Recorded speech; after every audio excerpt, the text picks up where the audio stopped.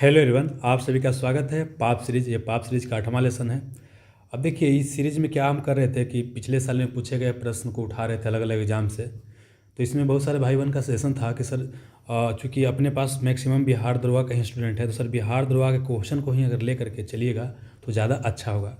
इसमें थोड़ा सा कन्फ्यूजन हो रहा है कि कौन सा बच्चा को देखना है, कौन सा बच्चा को नहीं देखना। तो देखिए क्या होता है, तो उसके जीके जिस लगभग क्या आता है, सभी एग्जाम में सेम ही आता है। लेकिन जाहिर सी बात है कि मैक्सिमम हमारे यहाँ बिहार दरोगा के स्टूडेंट हैं, तो ऐसा हम करते हैं कि बिहार दरोगा कहीं क्या करते हैं, प्रश्न को लेकर के चलना शुरू करते हैं। और आज क्या हम लिए हैं, गैल्वेनाइजेशन से जो आपको क्वेश्चन पूछा गया है बिहार दरोगा में, उसको लिए, ठीक है। और ये आपका क्या है कि इसका सोल्यूशन पीडीएफ चाहिए तो the selection Guru Telegram channel से प्राप्त कर लीजिएगा। इस जो लेसन का ऑब्जेक्टिव क्वेश्चन बनाना चाहते हैं तो द सिलेक्शन गुरु एप्लीकेशन के टेस्ट सीरीज में जाके बना सकते हैं। कोई सेशन होगा यहाँ पर आप दे सकते हैं। और देखिए, जो पुस्तक जो आपका प्रश्न उठाया गया है बिहार दरोगा का, जो अपना पुस्तक है प्रीवियस ईयर क्वेश्चन का डिटेल सोल्यूशन, उसी में से उठाया गया है। और ऑनलाइन मंगाना चाहते हैं तो द सिलेक्शन को एप्लीकेशन से मंगा सकते हैं। ऑफलाइन सभी बुक सेंटर पर अवेलेबल है। अब देखिए यहाँ पर आते हैं, इस बुक में जाकर के देखिएगा ना, तो देखिएगा इस टॉपिक से, मतलब गैल्वेनाइजेशन टॉपिक से क्या है, देखिए क्वेश्चन पूछा गया है। यह बताने का प्रयास करेंगे। देखिए क्वेश्चन रिपीट होता है, मतलब 3 क्वेश्चन पूछा गया। देखिए कब को पूछा गया है, ये आपको गैल्वेनाइजेशन से 2008 में पूछा गया। यही क्वेश्चन को देखिए क्या है कि 2019 में पूछा गया। वही क्वेश्चन 2021 में पूछा, मतलब अलग अलग तरीके से पूछा गया, टॉपिक सेम है। इसका मतलब ये हो गया कि आपका क्वेश्चन भी रिपीट होता है और टॉपिक भी आपको रिपीट होता है। देखिए यहाँ क्वेश्चन क्या पूछा गया था कि गैल्वेनाइज्ड लौह चादरों पर किसकी परत चढ़ाया जाता है। यही देखिए यहाँ पूछा गया कि गैल्वेनाइजेशन प्रक्रिया में किसका परत चढ़ाया जाता है। और फिर यहाँ पूछा गया कि जंग का रासायनिक नाम क्या है। तो देखिए यहाँ से जो भी प्रश्न बन सकता है उसको हम बताने का प्रयास करते हैं। समझिए सबसे पहले क्या होता है, समझते हैं यहाँ पर कि अगर क्या है कि लोहा, क्या बोले, लोहा को क्या था दोस्त, हाँ, अगर लोहा को क्या करते हैं बाहर में आप छोड़ देते हैं, क्या बोले, थोड़ा सा बढ़ा लेते हैं, हाँ, अगर क्या बोले कि लोहा को अगर क्या करते हैं कि बाहर में आप छोड़ देते हैं तो बाहर में क्या होता है, हवा है, बाहर में क्या आपको नमी है। तो ये लोहा जो आयरन होता है क्या होता है, बाहर में जो ऑक्सीजन वगैरह इसे रिएक्शन करता है और इसके बाद आपका बना लेता है क्या, Fe2O3 बना लेता है। और प्लस क्या, इसमें कुछ आपको वाटर का मोलिक्यूल भी क्या होता है, जुड़ जाता है। ये नमी जो रहता है वही से जुड़ जाता है। और इसको क्या बोलते हैं, जंग बोलते हैं। क्या बोलते हैं, जंग बोलते हैं। इसी को बोलते हैं रस्ट बोलते हैं। क्या बोलते हैं, रस्ट। और प्रक्रिया को बोलते हैं रस्टिंग। क्या बोलते हैं, रस्टिंग बोलते हैं, या जंग लगना कहा जाता है। तो मतलब ये हो गया कि जंग लगना क्या होता है कि जब लोहा को बाहर छोड़ देते हैं तो बाहर हवा और नमी के साथ रिएक्शन करता है। और रिएक्शन करने के बाद क्या होता है, आपको फेरिक ऑक्साइड क्या करता है, बनाता है। अब ध्यान रखना है कि जो फेरिक ऑक्साइड जो बनता है इसमें क्या होता है कि वाटर का भी मोलिक्यूल मिला होता है। तो इसको हम बोल सकते हैं कि हाइड्रोलाइज्ड फेरिक ऑक्साइड, या इसी को बोलते हैं कि जल योजित फेरिक ऑक्साइड बन जाता है। इसी को जंग बोलते हैं। अब देखिए, जब लोहा के ऊपर जंग लगता है तो पूछे क्या होता है, तो जंग लगने पर क्या होता है, आपको भार बढ़ता है। लोहा पर जंग लगने से क्या होता है, आपको भार बढ़ता है, भार आपको बढ़ता है। हालांकि देखिए, जब जंग छूट जाता है तो बाद में भार हल्का हो जाता है, लेकिन शुरू में क्या होता है, भार आपको बढ़ता है। फिर पूछता है कि लोहा पर जो जंग लग रहा है तो जंग का फार्मूला क्या होता है, तो जंग का क्या होता है, फेरिक ऑक्साइड होता है।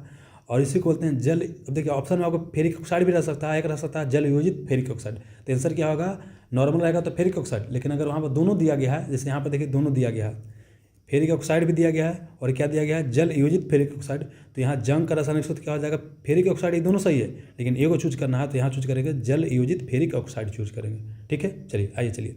फिर क्या है, चूँकि ये ऑक्सीजन के साथ रिएक्शन कर रहा है तो ऑक्सीजन के साथ किसी चीज़ को रिएक्शन को बोलते हैं ऑक्सीडेशन। क्या बोलते हैं, ऑक्सीडेशन बोलते हैं, ऑक्सीडेशन बोलते हैं।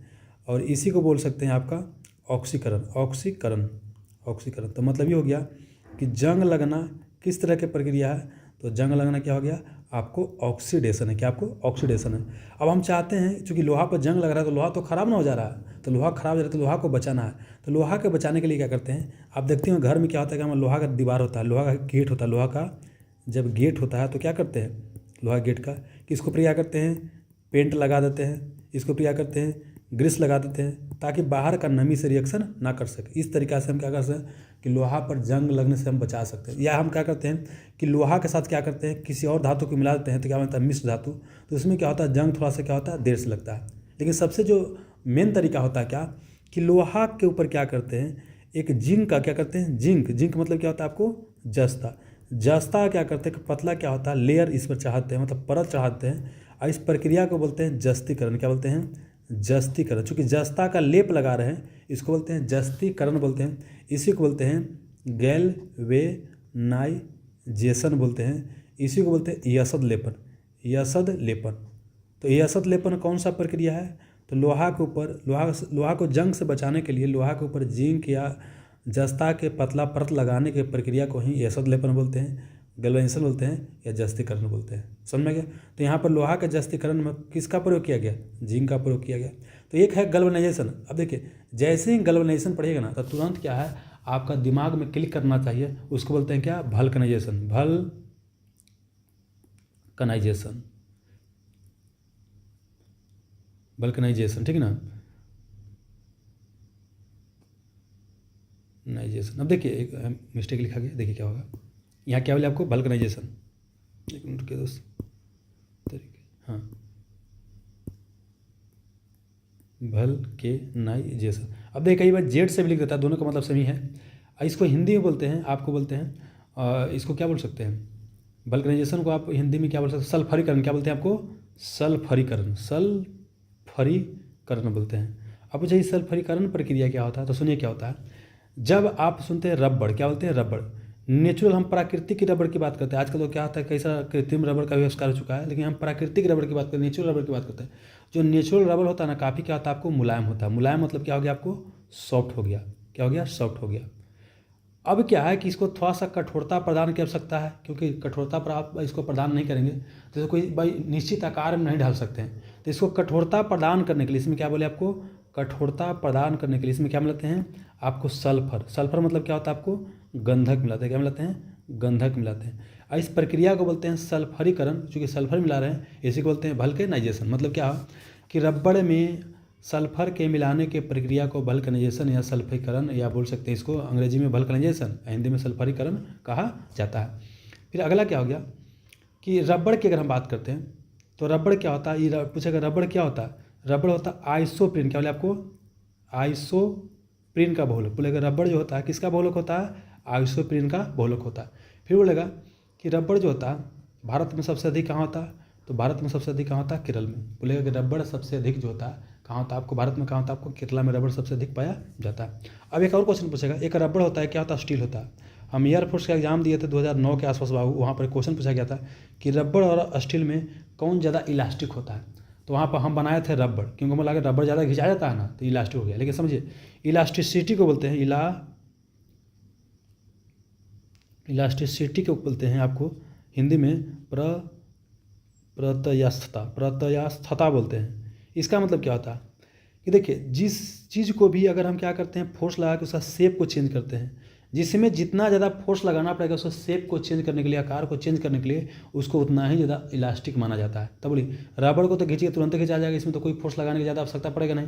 लेकिन स्टील को अगर रूप को चेंज करना है तो ये क्या हो जाएगा? इसमें ज़्यादा फोर्स की आवश्यकता पड़ेगा। तो ऐसी स्थिति में क्या हो जाएगा कि जिसमें ज़्यादा फोर्स लगाना पड़ रहा है, फोर्स जिसमें ज़्यादा लगाना पड़ रहा है वो क्या होगा? आपको ज़्यादा इलास्टिक हो जाएगा। मतलब ये हो गया कि अगर हम बोलेंगे स्टील और रबड़ में तो स्टील क्या हो जाएगा? आपको ज़्यादा इलास्टिक हो जाएगा। ये क्वेश्चन आपको पूछेगा कि रबड़ और स्टील में ज़्यादा इलास्टिक कौन होता है? तो आपको कौन होता है? रबड़ होता है। कोई दिक्कत नहीं, इतना आपको कम से कम क्या है इतना याद करना पड़ेगा, ठीक है ना। तो अब क्वेश्चन देखिए आपको बन जाएगा कि गैल्वेनीकृत लौह चादरों पर किसका परत चढ़ा होता है? तो बताइए किसका होता है बाबू? आपका किसका होता है? जस्ता। किसका होता है? जस्ता का होता है। फिर बाबू क्या गैल्वेनाइजेशन प्रक्रिया में किसका परत चढ़ाया जाता है? किसका? जस्ता का। जंग का रासायनिक नाम क्या है? यहाँ देखिए क्या है? फेरिक ऑक्साइड भी क्या है? जल योजित फेरिक ऑक्साइड। तो ऐसे ही नहीं रहेगा ऑप्शन तो फेरिक ऑक्साइड हो जाएगा फिर, है ना।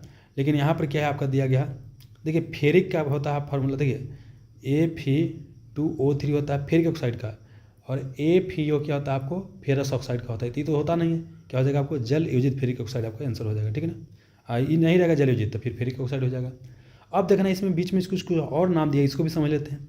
टीन की बात करते हैं, देखिए टीन की बात करते हैं तो टीन पूछेगा सबसे अधिक कहाँ होता है? चीन में। टीन तो चीन हो गया। अब भारत में पूछेगा तो कहाँ? छत्तीसगढ़। कहाँ आपको? छत्तीसगढ़ में क्या होता है? अच्छा खासा टीन आपको पाया जाता है, ठीक है। शीशा की बात करते हैं। शीशा क्या धातु है? शीशा धातु है क्या? धातु है, धातु है। इसमें सब क्या धातु है? शीशा धातु है, लेकिन क्या हानिकारक है? इस सेहत के लिए क्या है? हानिकारक। गाना सुने ना कि बापू सेहत के लिए तो हानिकारक है, क्या हानिकारक है। और खास जानते क्या होता है? शीशा जो होता है ये बोल सकते हैं कि बच्चा लोग क्या करता है? ज़्यादा प्रभावित करता है। शीशा जो होता है क्या होता है आपका? बच्चा लोगों को ज़्यादा प्रभावित करता है। और सांस उस लेने में समझते हैं कि इसमें क्या हो, वो दिक्कत वगैरह हो जाता है, ठीक ना, ध्यान रखिएगा कि शीशा क्या होता है, विषैला होता है। जस्ता के बारे में तो आपको बता ही दिए। क्रोमियम के बारे में जान लीजिए क्या होता है।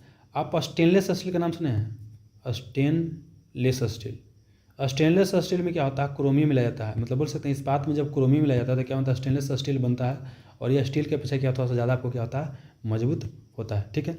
अब यहाँ पर आते हैं क्या, पारा की बात करते हैं। ऑप्शन में क्या है, पारा है। तो पारा क्या है, आपका एक धातु है। पारा क्या है, धातु है।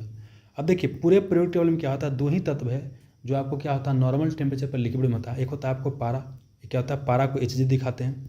और एक क्या होता है आपका ब्रोमीन, क्या होता है आपको ब्रोमीन। तो ब्रोमीन क्या है, अधातु, एकमात्र धातु है जो लिक्विड स्टेट में होता है। और एकमात्र धातु है जो क्या आपको बोल सकते हैं कि क्या है, लिक्विड स्टेट में आपको पाया जाता है, ठीक है।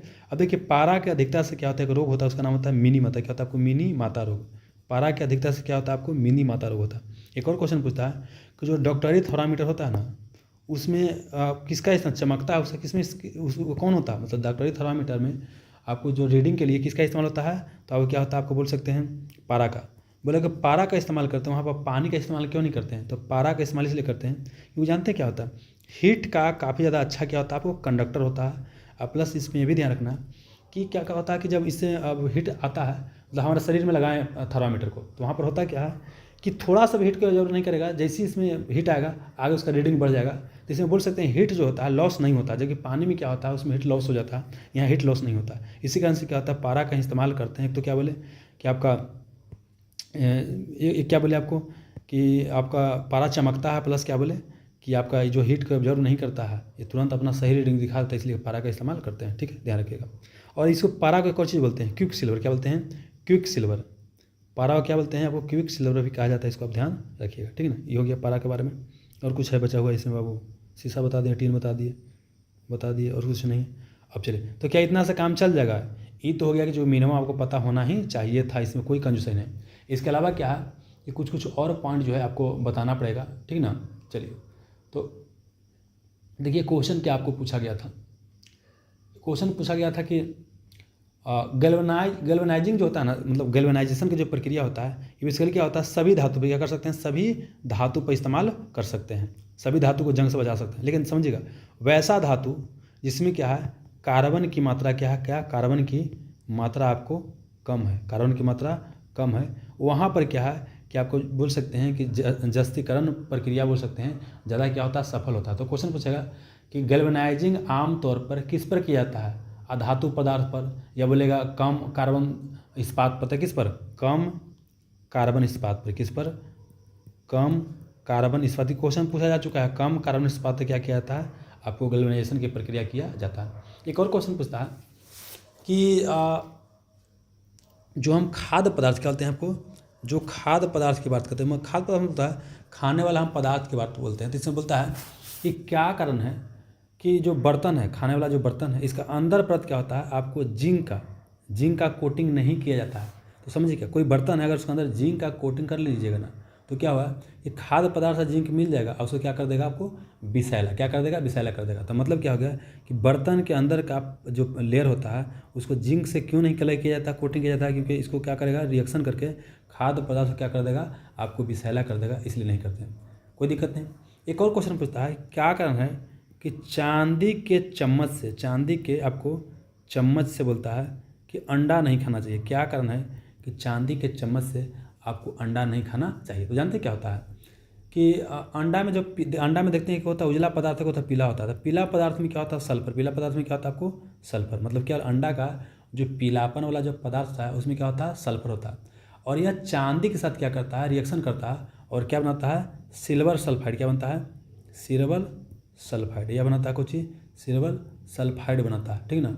और यह क्या होता है, शरीर के लिए क्या होता है, हानिकारक होता है। इस कारण से क्या होता है कि चांदी के चम्मच से अंडा नहीं खाया जाता है। अब देखिए, अब क्या बोले कि अंडा में तो क्या होता है, सल्फर पाया ही जाता है। इसके अलावा आपने सुना है क्या, प्याज, क्या आपको प्याज, इसमें भी क्या होता है, सल्फर पर्याप्त मात्रा में पाया जाता है। तो यहाँ क्या क्वेश्चन पूछा गया था कि खाद्य पदार्थ जो होता है वैसे बर्तन में नहीं रखा जाता है, इसमें अंदर जिंक का कोटिंग होता है। या खाद्य पदार्थ को रखने वाला बर्तन का अंदर जिंक का लेयर क्यों नहीं होता, क्योंकि खाद्य पदार्थ के साथ का रिएक्शन करके उसको विषैला बना देगा। फिर चांदी के चम्मच से अंडा क्यों नहीं खाना चाहिए, क्योंकि चांदी के चम्मच से अंडा खाते हैं तो उसमें क्या होता है कि जो अंडा का पीला वाला भाग होता है उसमें सल्फर होता है, और सल्फर और चांदी क्या करेगा, मिल जाएगा, मिल के बनाएगा सिल्वर सल्फाइड, और सिल्वर सल्फाइड क्या होता है, हानिकारक होता है। और क्या बोले कि सल्फर जो होता है अंडा के साथ क्या होता है, आपको प्याज वगैरह नहीं पाया जाता है। और जानते हैं क्वेश्चन ध्यान क्या, लद्दाख के एरिया में चलिएगा ना, लद्दाख के क्या बोले आपको एरिया में चलिएगा, ठीक है ना, तो वहाँ पर क्या है, वो पूगा घाटी, क्वेश्चन कई बार आपको दुर्गा में पूछा गया, पूगा घाटी कहाँ है, लद्दाख में। इस एरिया में क्या होता है ना कि अंदर से निकलता है गर्म पानी, क्या निकलता है, गर्म पानी निकलता है, गर्म पानी निकलता है। तो गर्म पानी निकलता है ना, उसमें क्या होता है, सल्फर की मात्रा होता है, उस अंदर क्या होता है, सल्फर की मात्रा होता है, इसलिए वहाँ से क्या होता है, गर्म पानी वगैरह निकलता है। इसको आप ध्यान रख सकते हैं, ठीक है ना। और तो इसमें कुछ है नहीं, को लगभग हो गया, और इसमें कुछ ध्यान तो क्वेश्चन आ नहीं रहा बाबू कि कुछ बताया जाए। हाँ, तो इतना कम से कम है ना कि आपको पता होना चाहिए। अच्छा, एक और शीशा क्या होता है, शीशा का बारे में बता रहे थे, क्वेश्चन ध्यान आ गया, शीशा का बारे में बता रहे थे। देखिए शीशा में क्या है ना, पूछा गया, क्वेश्चन पूछा गया था कि शीशा का उपयोग पेंट में करते हैं। शीशा का उपयोग जानते हैं, पेंट जो हमारे यहाँ होता है ना उसमें भी क्या होता है, आपको शीशा होता है, तो बोलता है शीशा का उपयोग पेंट में करते हैं, तो किस रूप में करते हैं, तो बेस के रूप में। जानते हैं यह क्वेश्चन जो है आपको इसरो एग्जाम हुआ था उसमें क्वेश्चन पर, इंडियन स्पेस रिसर्च ऑर्गेनाइजेशन होता है, इसका स्थापना 1969 में हुआ था बाबू, और इसका मुख्यालय कहाँ है आपको, बेंगलोर में। क्या हो गया आपको, बेंगलोर में। ये अंतरिक्ष में अनुसंधान करता है। तो यही इसरो एग्जाम में पूछा गया था कि शीशा का इस्तेमाल पेंट में करते हैं, तो पेंट में किस रूप में करते हैं, तो किस रूप में करते हैं, बेस के रूप में किया जाता है।